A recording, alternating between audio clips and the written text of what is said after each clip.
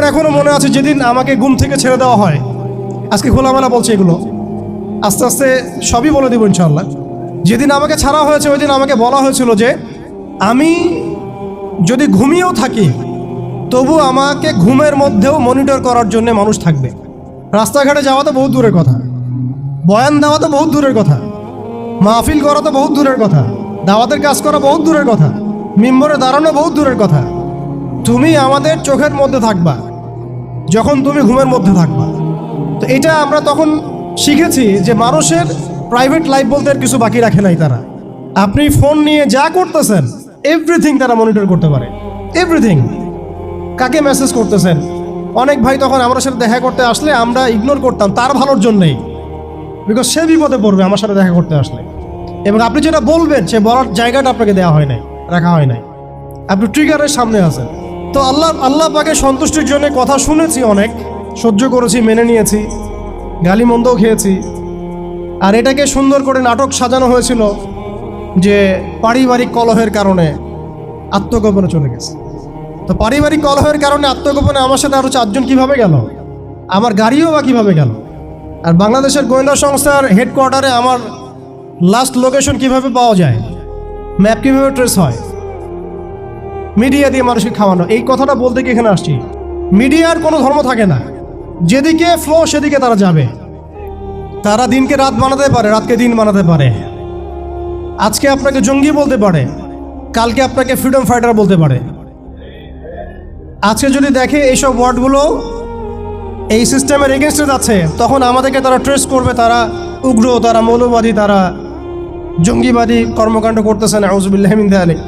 ঠিক আছে, কিন্তু যদি দেখা যায় কালকে তারাই আবার বিজয়ী হয়ে গেছে, তখন তাদেরকে আবার তারা হাইলাইট করবে এবং তাদের পেজগুলো, নিউজ কভারেজগুলো ভরে যাবে। অতএব মূল জায়গায় থাকেন। আমি একটা পয়েন্ট টাচ করতে গিয়ে জায়গায় এসেছি যে দেখেন আমাদের ওই উম্মার ওই গৌরবান্বিত সময়টাকে স্মরণ করেন, আমরা কোথায় ছিলাম এবং এখন কোথায় আছি। মাঝখানের এই রাস্তাটাতে ওরা আমাদেরকে কিভাবে ডমিনেট করলো, কোন কোন জায়গায় তারা আমাদেরকে মারলো। তারা কিন্তু আমাদেরকে ভাতে মারলো, অর্থনীতির মধ্যে মারলো, রাজনীতির মধ্যে মারলো, সংস্কৃতির মধ্যে মারলো, তরুণ প্রজন্মর মধ্যে মারলো। তারা আমাদেরকে কিন্তু বেপরদামি দিয়ে মারলো, পর্নোগ্রাফি দিয়ে মারলো, মিডিয়া দিয়ে মারলো, প্রযুক্তি দিয়ে মারলো। প্রযুক্তির কথাটা না বললেই না, সিস্টেম এমনভাবে তারা আপডেট করেছে যে একটা জায়গায় সামরিক অভিযানের প্রয়োজন নাই তাদের। এখন এআই টেকনোলজি দিয়ে তারা ঘরে বসে কিবোর্ডের ক্লিকের মধ্য দিয়ে আমাকে এখানে শ্যুট করতে পারে এখন, রাইট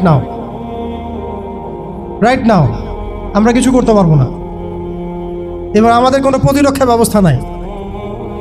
আপনি কোথায় বসে আছেন ওইখানে আপনাকে শ্যুট করা সম্ভব। প্রযুক্তি এমন জায়গায় নিয়ে গেছে তারা। আপনি মুসলিম কান্ট্রিগুলোর অবস্থা দেখেন। আমরা বাংলার জমিনে দিন কায়েমের কথা বলছি, বাংলার জমিনের ল্যাকিংসগুলো আপনি ফাইন্ড আউট করেন। আমাদের কি আকাশ নিরাপদ, সমুদ্র কি নিরাপদ, আমাদের কি মিসাইল আছে, ক্ষেপণাস্ত্র ব্যবস্থা আছে, আকাশ প্রতিরক্ষা ব্যবস্থা আছে, আমাদের কি এরকম প্রযুক্তি আছে, আমাদের কি ইমানদার এমন মিলিটারি বাহিনী আছে কিনা। অনেক বিষয় আছে যেগুলো নিয়ে আমাদেরকে ভাবতে হবে।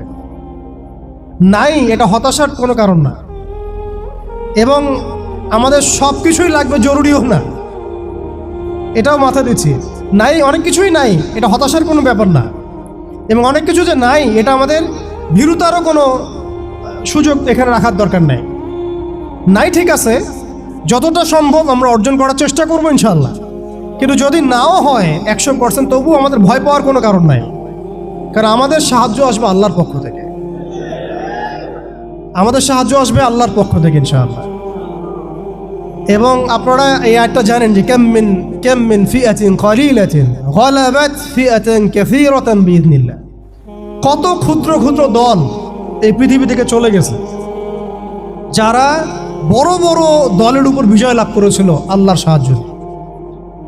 অতএব এটা আমি বলছি যাতে আমরা একটা যুগের সাথে তাল মেলাতে পারি, অন্ততপক্ষে কিছু প্রস্তুতি আমাদের থাকা তো দরকার। ব্যাপারটা তো এমন নয় যে আমরা গেলাম, জায়নামাজে দাঁড়ালাম, দোয়া করলাম, যুদ্ধে জয়লাভ করলাম। এভাবে কিন্তু যুদ্ধ জয় হয় নাই। আপনারা বদরের যুদ্ধের ইতিহাস যদি পড়েন দেখবেন নবী সাল্লাল্লাহু আলাইহি ওয়াসাল্লাম আগের রাত্রে গিয়েছেন, বৃষ্টি হয়েছে, জায়গা দখল করা হয়েছে, আমরা কূপ দখল করেছি যাতে পানি আমাদের কাছে থাকে, সৈন্য বিন্যাস করা হয়েছে, যতটা ট্যাকটিক নেওয়ার প্রয়োজন সব আমরা নিয়েছি। তারপরে দোয়া, সুবহানাল্লাহ, দোয়া হতে হতে হতে হতে কাঁধ থেকে চাদর পড়ে যাচ্ছে।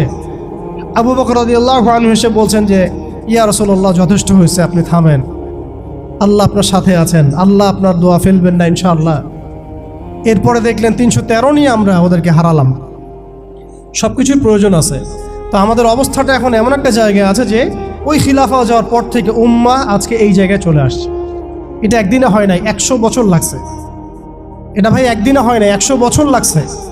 ওরা 100 বছর মেয়াদি প্ল্যান করেছিল, আরও বেশি প্ল্যান করেছে ওরা তো প্ল্যান করেছে পুরো প্যালেস্টাইনের এই হোলি ল্যান্ডটাই তারা দখল করবে। এটা ওদের প্ল্যান, এটা আমরা জানি। জায়নিস্ট প্ল্যান এইটা, ইরাকের ইউফ্রেটিস নদী থেকে একেবারে মিশরের নীল নদ পর্যন্ত ওরা দখল করতে চায়। ওরা শুধু গাজা চায় না, ওরা পুরো হোলি ল্যান্ডটাই চায়। এবং এই জায়গা থেকে তারা মসিহুদ দাজ্জালের শাসন কায়েম করতে চায় এবং তারা পুরো বিশ্বটাকেই ডমিনেট করতে চায়। যারা তার আনুগত্য করবে তাকে তারা খাবার দিবে, বাঁচিয়ে রাখবে, দুনিয়াবী সমৃদ্ধি দিবে। যারাই তাদের এই কুফরের প্রতিবাদ করবে তাদেরকে তারা আস্ত রাখবে না। এটা ওদের প্ল্যান, এটা ওপেন সিক্রেট, সবাই জানে। এদিকে তারা হাঁটছে, এই জন্যই তারা এই কাজগুলো করছে। এবং এই কারণে আপনি দেখবেন কোরআন মনে হচ্ছে যেন আজকেই নাজিল হলো। কোরআন থেকে যদি আপনি পড়েন মনে হবে আজকেই যেন নাজিল হলো।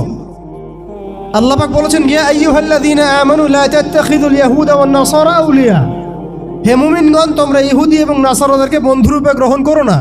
বা'দুহুম আউলিয়াউ বা'দ, এরা একে অপরের বন্ধু। তারা আজকে মিলেমিশে সারা বিশ্বে কি করতেছে দেখেন। বা'দুহুম আউলিয়াউ বা'দ, আল্লাহ আমাদেরকে আগেই বলেছিলেন।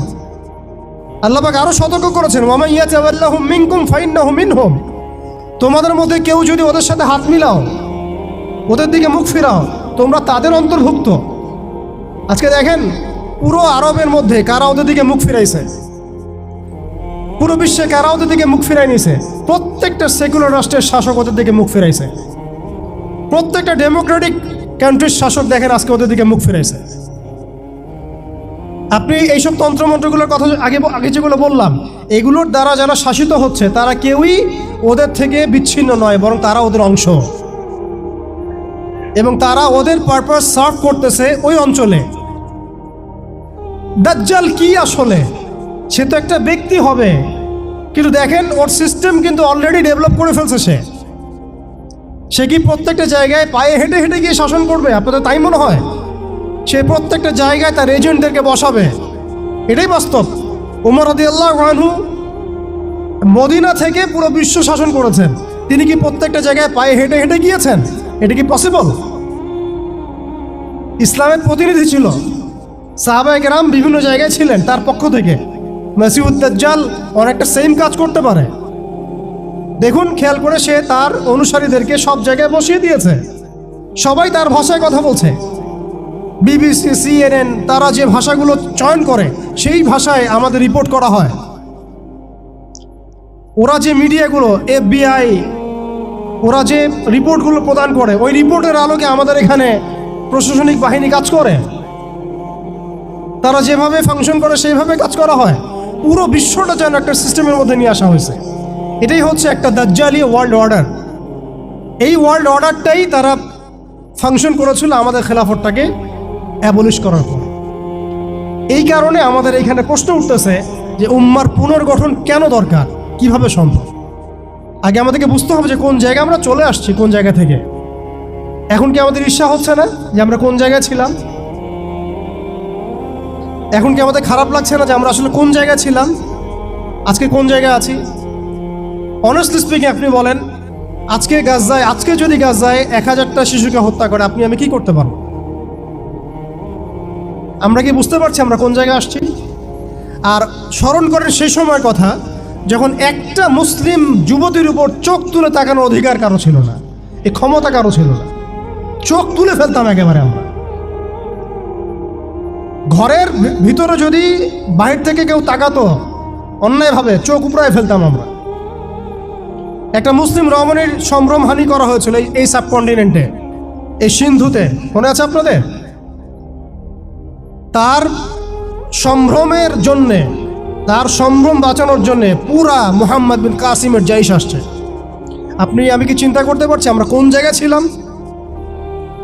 আজকে আপনি দেখলেন রেলে একটা মেয়ে যাচ্ছে ইন্ডিয়াতে, তার নিকাব খুলে ফেলা হলে কেউ কিছু করতে পারলো না। ওরা জোরে জোরে বলছে, বল বল জয় শ্রীরাম বল, তারপর ছাড়বে না। আউযুবিল্লাহি মিন যালিক। বল জয় শ্রীরাম, তারপর ছাড়বো তোকে। বল মোদিজি কি জয়, তারপর ছাড়বো তোকে। চিন্তা করছেন আমরা কোন জায়গায় আসছি? আমাদের কি ভারতে মসজিদের অভাব আছে? মাদ্রাসার অভাব আছে? ভারতে কি মুসলমানদের সংখ্যার অভাব? তাহলে কেন এই জায়গায় আসলো? একটাই কারণ, রাজনৈতিক শক্তি না থাকলে উম্মার অবস্থাই হয়। রাজনৈতিক শক্তি, হ্যাঁ, রাজনৈতিক শক্তি হচ্ছে এখন আমাদের মূল লক্ষ্য হওয়া দরকার। একটা অঞ্চলে ইসলামী ইমারা শরিয়া কায়েম করার জন্যে 100% মানুষের 100% পরিপূর্ণ মুসলিম হওয়া শর্ত না, জি, বরং একটা অঞ্চলের মানুষের মধ্যে যদি মুসলিমে মানুষও একদম খালেস মুখলেস হয়, মুত্তাকি হয়, পরহেজগার হয়, ইমানদার হয়, একদম সিরাতের আদলে সব সুন্নাহগুলো মেনে চলে, ওই গুটি কয়েক মানুষের দ্বারা ইনশাআল্লাহ একটা বড় অঞ্চলে খেলাফা প্রতিষ্ঠা করা সম্ভব। আমি একটা এক্সাম্পল দিচ্ছি, আমি আমার আউট অফ হেডস কথা বলছি না। মদিনা রাষ্ট্র যখন কায়েম হয়েছে, আমাদের কি মনে হয় মদিনার 100% মানুষই মুসলিম হয়েছিল? কখনোই না। মদিনায় আনসার সাহাবী তারা মুসলিম ছিলেন, আওস ও খাজরাজ গোত্রের, হিজরত করে গিয়েছেন মুহাজির সাহাবীরা, এতটুকু ইসলাম, এতটুকু মুসলিম আমাদের। বাকি বহু অংশে মুনাফেক, আব্দুল্লাহ বিন উবাইর অনুসারী, আর বড় বড় 3টা গোত্র আছে ইহুদিদের, বনু কোরাইজার, বনু কাইনুকার, বনু নাজিরের, খায়বার ইহুদিরা আছে, পত্তলিকরা আছে, কিছু নাসারাও আছে আশেপাশে। তারপরেও সেখানে ইসলামী রাষ্ট্র কায়েম হয়েছে। এই শর্তটা যারা জুড়ে দিচ্ছেন এটাও ঠিক হচ্ছে না, যে একদম 100% মানুষের ইসলাম না হওয়া পর্যন্ত আমাদের এখানে ইসলামী শরিয়া কায়েম করা যাবে না, এই কনসেপ্ট ঠিক না। বরং আপনি দেখেন, একটু খেয়াল করে দেখেন, একটা এক্সাম্পল দেই, জুলাই অভ্যুত্থান, ঠিক আছে? এই সময় মাঠে ময়দানে ছিল সব মিলায় ধরেন 20% মানুষ এই বাংলাদেশের, বাকি 80% মানুষ ঘরেই ছিল, আজও ঘরে আছে, শরিয়া কায়েম হলেও ঘরেই থাকবে। আপনি খেয়াল করে দেখেন, তাদের কিছু যায় আসে নাই, তারা যেভাবে ছিল সেভাবে আছে। আগে ছিল একটা শাসন, তাদের কাছে মনে হচ্ছে এখন আরেকটা শাসন আসবে।